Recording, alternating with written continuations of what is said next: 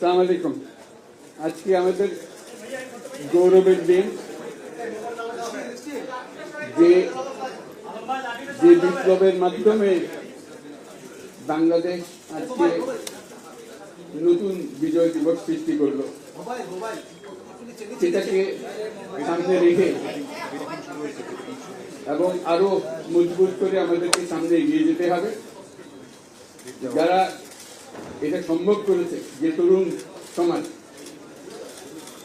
তাদের প্রতি আমি আবার সমস্ত প্রশংসা এবং কৃতজ্ঞতা জানাচ্ছি তাদের। তারা আমার পাশে আছে।